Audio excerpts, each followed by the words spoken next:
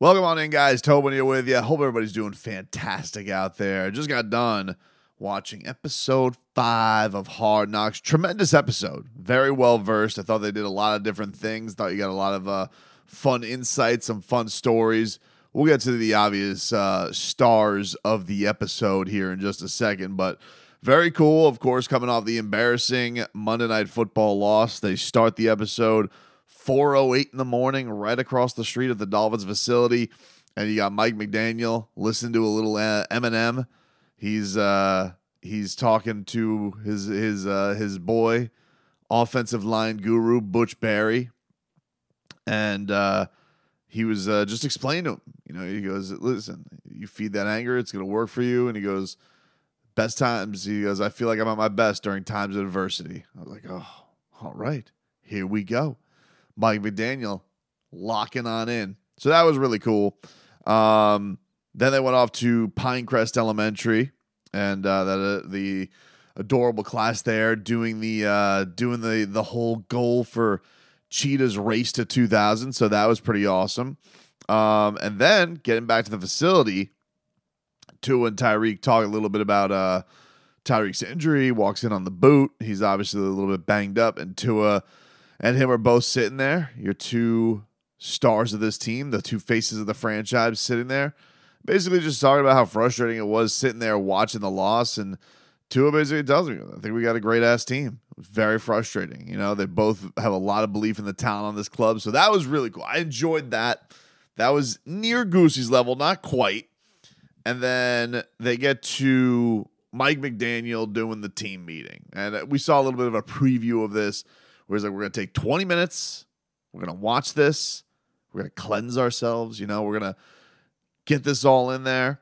And that's what it was. And I think one of the things that I think you appreciate about Mike McDaniel, and I think everybody really appreciates, he is an authentic guy. Talking about it being a team loss and how adversity is an opportunity. That's real for him, which I thought was cool. You know, I don't know how many of these guys love these meetings anyway. I think most of them hate them because they're meetings. They're boring. If it was your job, usually your meetings suck. But I thought that he did a really good job with this, especially the ownership that he takes. You know, talking about, look at this here. I'm having a terrible fade route being thrown up to a wide receiver. I'm putting my quarterback in a bad spot. So the ownership that Mike McDaniel takes is a really cool thing to see.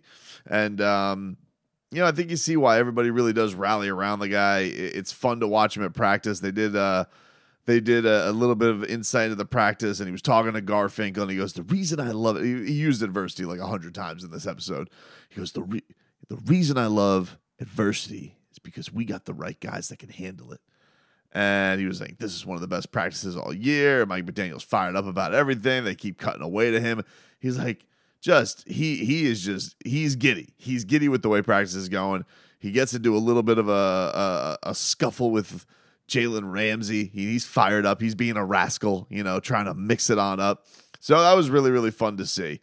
But then we get to the stars of the episode, okay? And the stars of the episode today were none other than Christian Wilkins and Sealer it on up, Zach Sealer.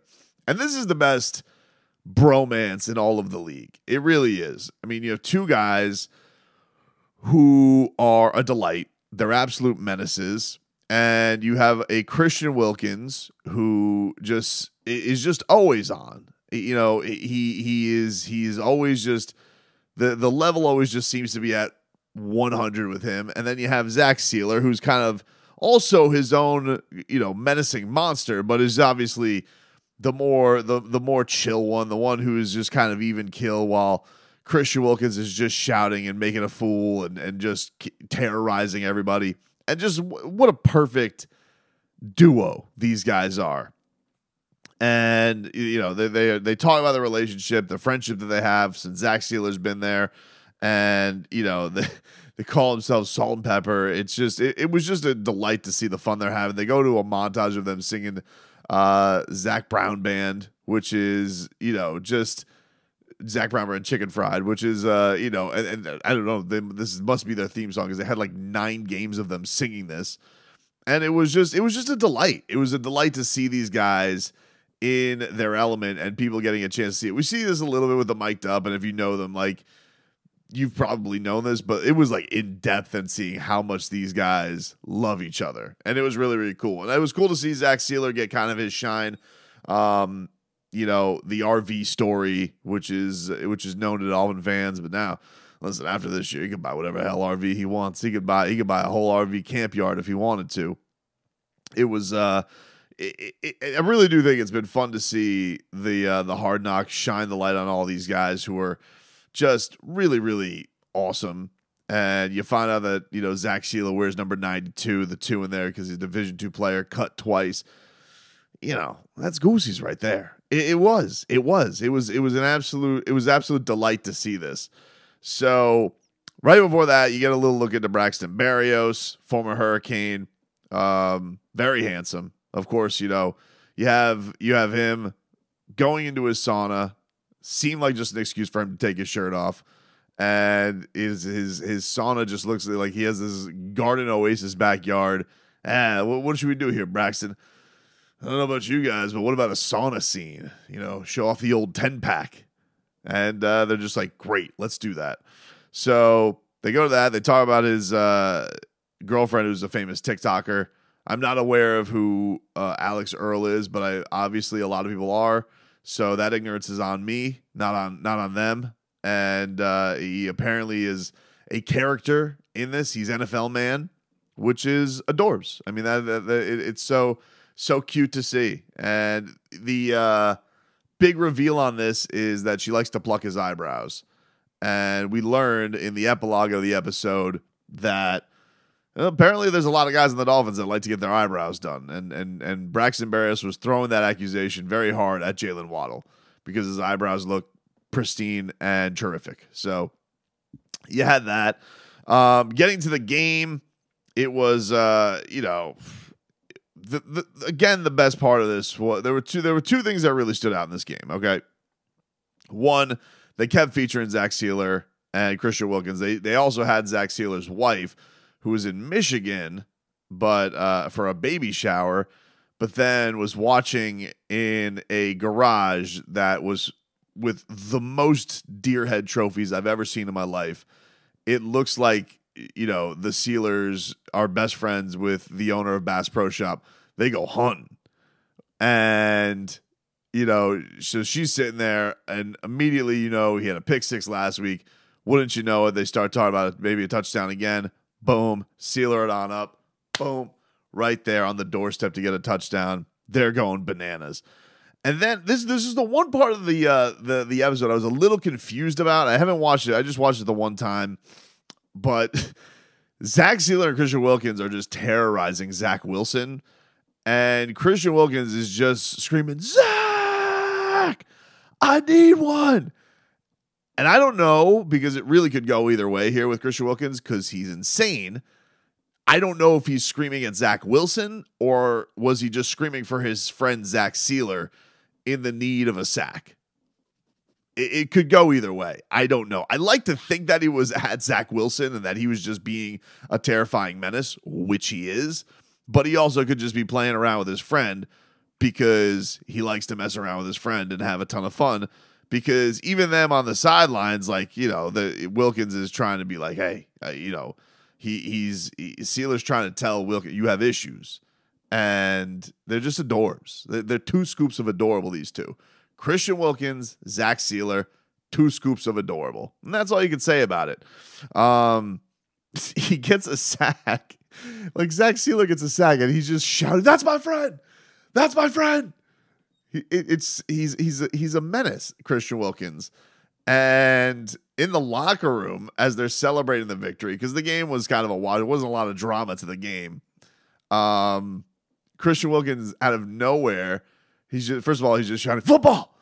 Football! Because he'll do that. He just loves to shout the sport that he loves. And then out of, like, Dan Marino is just walking around. He goes, Uncle Dan! And just gives him the biggest bear hug.